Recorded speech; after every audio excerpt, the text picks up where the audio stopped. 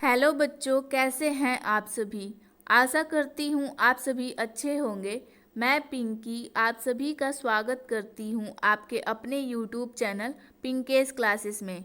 आज के इस लेक्चर में हम लोग क्लास 12th के हिंदी के पंचलाइट कहानी का सारांश पढ़ने वाले हैं, बहुत ही आसान शब्दों में। तो शुरू करते हैं हम अपने इस लेक्चर को। इसमें हम लोग लिखेंगे पंचलाइट का अर्थ है पेट्रोमैक्स अथवा गैस की लालटेन। फणीश्वर नाथ रेणु यानी कि इन्होंने ही पंचलाइट कहानी को लिखा है। तो है इसमें फणीश्वर नाथ रेणु जी द्वारा लिखित इस कहानी में ग्रामीण जीवन का वास्तविक चित्र खींचा गया है, यानी कि ये कहानी सच है। महतो टोली में गांव के कुछ अशिक्षित लोग हैं, यानी कि यह उस गांव का कहानी है जिसमें एक महतो नाम की टोली होती है और वहाँ पे कुछ लोग अशिक्षित होते हैं। उन्होंने रामनवमी के मेले से एक पेट्रोमैक्स खरीदा। ठीक है, इस पेट्रोमैक्स को गांव वाले पंचलाइट कहकर पुकारते थे, यानी कि ये जो पेट्रोमैक्स था यानी कि गैस की लालटेन, उसे वो लोग पंचलाइट कहते थे। पंचलाइट खरीदने के बाद जो 10 रुपये बच गए उनसे पूजा की सामग्री आ गई। उन लोगों ने सोचा कि कुछ अच्छा काम कर रहे हैं तो क्यों ना पूजा किया जाए, तो उन्होंने 10 रुपये का पूजा का सामग्री खरीदा। सबको पंचलाइट आने की प्रसन्नता थी। सभी इस बात से खुश थे कि हमारे गांव में, हमारे टोली में पंचलाइट आ गया है।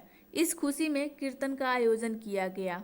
थोड़ी देर में टोली के सभी लोग पंचलाइट देखने के लिए इकट्ठा हो गए। टोली के सभी लोग पंचलाइट को सम्मान की चीज समझते थे।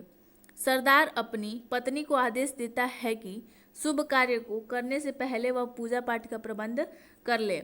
सभी उत्साहित है, परंतु समस्या उठती है कि पंचलाइट जलाएगा कौन, क्योंकि उनमें से किसी को भी पंचलाइट जलाने नहीं आता था।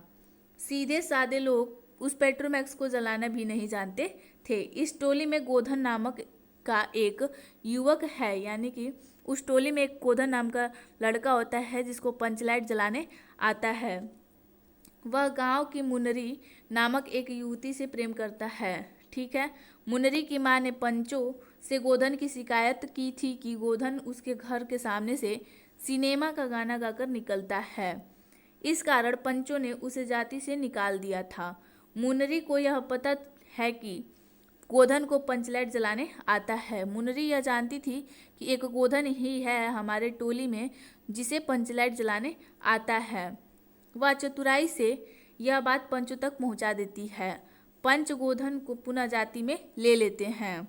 गोधन पंचलाइट को जला देता है। ठीक है, मुनरी की माँ गुलरी काकी प्रसन्न होकर गोधन को शाम को खाने पर बुलाती है। यानी कि जब गोधन पंचलाइट को जला देता है तो सभी खुश हो जाते हैं और मुनरी की माँ गुलरी जो होती है वह भी खुश हो जाती है और उसको खाने पे बुलाती हैं। पंच भी अति उत्साहित होकर कह देते हैं, तुम्हारा 7 खून माफ, खूब गाओ सलीमा का गाना। यानी कि वो लोग सिनेमा के गाना को सलीमा का गाना कहते हैं। पंचलाइट की रोशनी में लोग भजन कीर्तन करते हैं तथा उत्सव मनाते हैं। कहानी का कथानक सजीव है, जैसा कि मैं शुरू में ही बताई हूँ कि यह जो कहानी है वो सच्ची घटना पर आधारित है। सीधे सादे लोग की संवेदनाओं की वाड़ी देने में रेणु जी समर्थ रहे हैं। इस कहानी में आंचलिक जीवन का सजीव झांकी प्रस्तुत की गई है। तो ये था आज का हमारा सारांश। मिलते हैं हमारे नेक्स्ट लेक्चर में। तब तक पढ़ते रहिए, संघर्ष करते रहिए और सफल होते रहिए। आशा करती हूँ आपको मेरा वीडियो पसंद आया। वीडियो पसंद आया हो तो लाइक करें, शेयर करें और चैनल को सब्सक्राइब जरूर करें। Thank you.